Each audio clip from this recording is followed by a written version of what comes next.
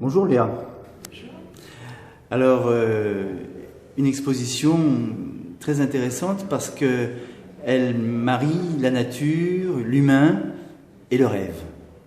Pour vous, quel a été le déclic par rapport à ces trois entités? Ils sont difficiles, oui, justement.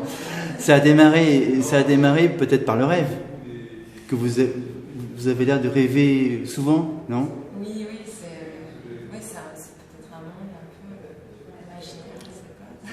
Oui, enfin, qui est à la fois dans la réalité, mais en même temps qui est transformé. C'est une transformation du monde.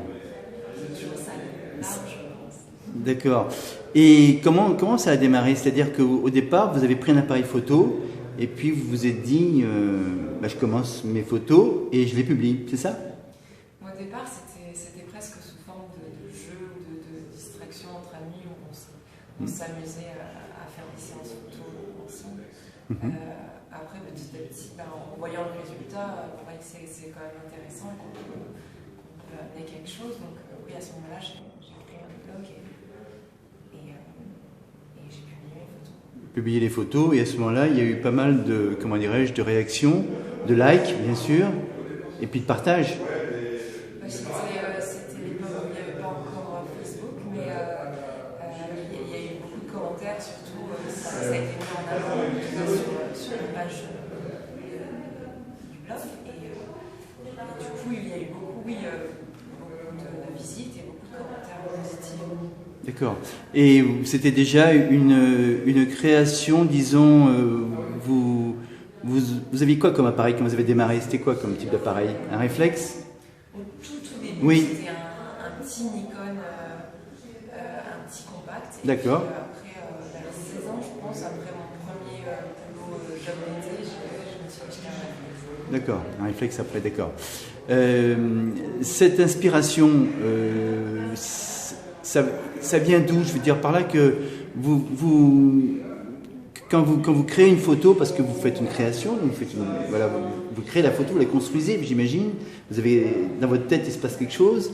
Qu'est-ce qui vous émeut? Enfin, qu'est-ce qui vous permet de faire, par exemple, cette photo qu'on voit là, ou derrière un scaphandre? C'est une jeune femme, c'est ça, un scaphandrière, c'est ça? C'est une figurine, le scaphandre. Figurine, d'accord. Je pense que c'est très intuitif et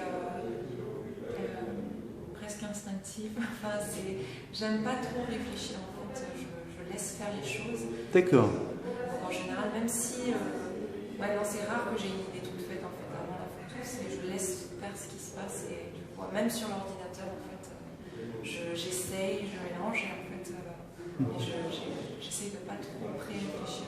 D'accord, pas réfléchir, juste l'instinct et créatif qui vous illumine, si j'ose dire. Ouais, ou qui s'illumine tout seul en fait. Je laisse faire un peu ce qui arrive. Et puis, ouais. D'accord. Et vous avez donc voyagé beaucoup. Est-ce que ces voyages vous ont, d'une part, j'imagine, permis de performer votre art, dans un premier temps, et ensuite aussi des rencontres qui ont dû aussi vous inspirer, non? Ça permet d'avoir un autre regard, je pense, sur les choses qu'on ne connaît pas, donc tout de suite qui interpelle, parce que quand on est chez soi, on a tendance à des choses même qui sont extraordinaires à les voir banales, donc ça permet de revoir de l'extraordinaire ailleurs. Des rencontres après, oui, bien sûr, d'autres cultures. D'autres cultures, oui, tout à fait. Tout à fait, tout à fait. Et on a l'impression que ces photos bougent, enfin, ça a une âme, quoi, quelque part. Et parfois, certaines font un peu peur, quoi. Disons, il y a une expression à l'intérieur on a l'impression que, je sais pas, quand vous, il y a des facettes que vous n'exprimez pas peut-être là au micro, mais que vous exprimez dans la photo. Me trompe-je? C'est vrai que c'est ma manière d'exprimer ce que je suis, d'exprimer mes émotions. C'est vrai qu'il y a souvent, à la limite de l'effrayant, parfois c'est provocateur. Enfin, voilà, c'est vrai que c'est toujours un petit peu borderline sur l'émotion. J'essaie de jouer avec ça. C'est ça, et c'est une partie de votre cerveau qui crée ça, quoi. C'est une partie de vous-même que vous transposez comme un transfert un petit peu sur le papier, enfin sur la toile. Après, oui, c'est vrai que je ne l'ai pas trop analysé. Il y a une partie de moi que je transforme. Enfin, c'est très mélangé en tout cas, parce qu'elles ont des émotions tout à fait différentes, suivant les photos. Oui, elles se ressemblent pas forcément, c'est vrai qu'il y a des différentes. D'accord. Et donc, prochain projet, vous allez vers d'autres expositions à travers le monde, à travers les îles, à travers... Pour l'instant, on a envie, après ça peut encore évoluer, mais pour l'instant j'ai envie d'explorer l'Asie. Donc j'ai envie de faire peut-être des portraits de l'Asie, de gens, portraits volés ou de lambda. On va voir, mais c'est ça qui m'attire. Je suis déjà allée en Chine en fait, pendant 4 mois, et j'ai déjà de très bons clichés, j'aimerais bien compléter cette série. Ah d'accord, et puis après les travailler, et puis en faire des œuvres, c'est ça. Et vous êtes une famille, disons, d'artistes, c'est votre père, je crois, qui est artiste.